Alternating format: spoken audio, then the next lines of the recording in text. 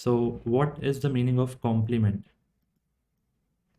of a set? Complement of a set is often referred to as a to the power dash or a to the power c.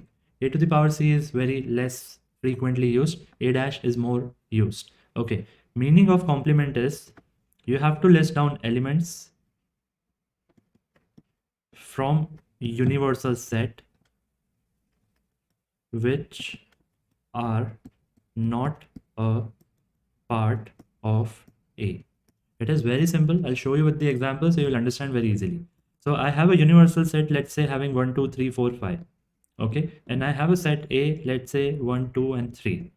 If I just represent them on the Venn diagram, then I can say that this is set A having 1, 2, and 3. And then the remaining elements 4 and 5 will be written outside. It is same as what we had discussed just now. Okay. So Yeah.